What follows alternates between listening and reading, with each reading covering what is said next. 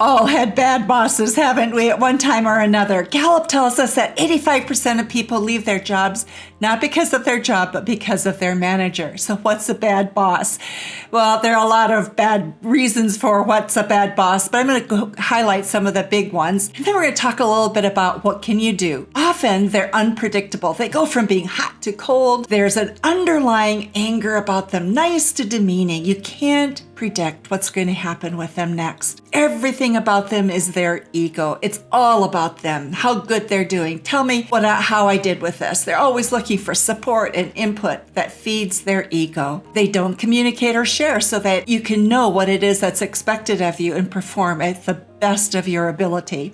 They humiliate people, and often it's in public. They demand a lot of others, but they don't seem to hold themselves accountable or demand much of themselves. They don't help, even when you ask, or they give help in as minimal a way as they possibly can. They ask you to come in on holidays and weekends, and they know your sacred times, and they seem to always have things for you to do, like on your anniversaries, birthdays, special events with family or children. There are organizations like this where you feel like when you come into work, you've just entered the war zone, right?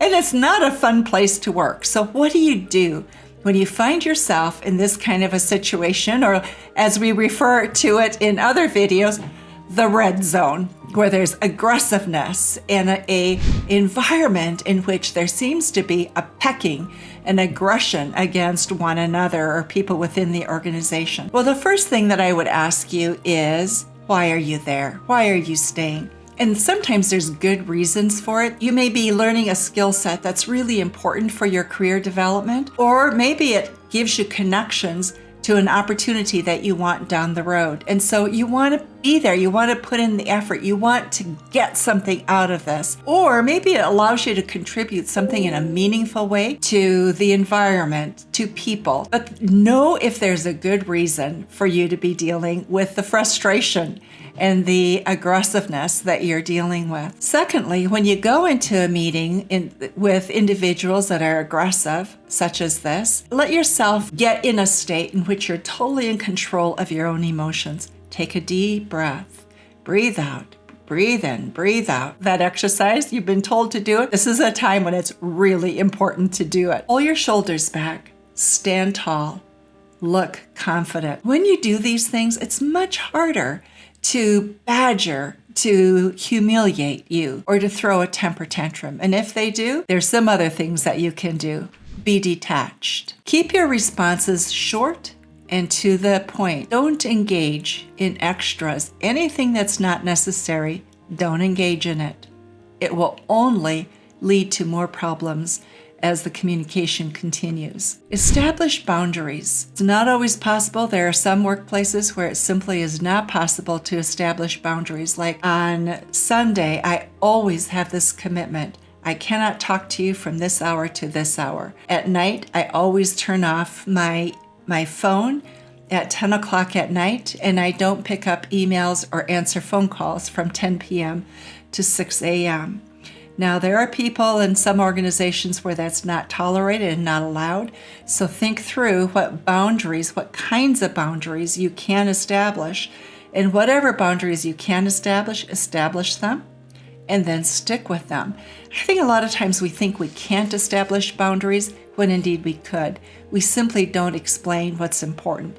An hour, for example, if you want to go to church or the synagogue or do something like that, is not unrealistic to say this time is a time that's sacred to me and I will be glad to respond, but not at this time. Build a turtle shell. You're going to have to get a shell around you where you can go into and protect yourself. And part of the way you do that is to build a network of people within the organization across departments that are there for you. You may not be able to go, and you certainly don't want to go and gossip, but you want them to see who you are, what your strengths are, and who will also want to be a part of letting you know what you do well, so that when you start to have self-doubts, you have that conversation of who really am I and what am I doing well, and how am I being seen by others? Because we need to separate what starts to become a perception of ourselves that comes from a negative boss. And so we sometimes take it in and we start to think that's really who we are.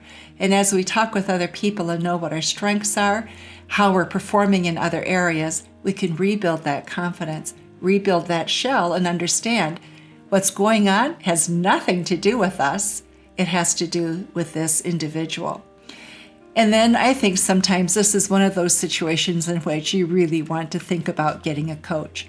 Red zone environments are very difficult. Aggressive behaviors and environments are very difficult. They're energy draining, and we often take these things home, and it impacts our relationships at home. You don't want to do that. Tough bosses are tough. War zones we don't want to live in. There are ways of working with it. And so these suggestions are here for you. Remember, take a deep breath, keep the conversation brief and to the point, be detached as much as you can, and establish boundaries, establish your turtle shell.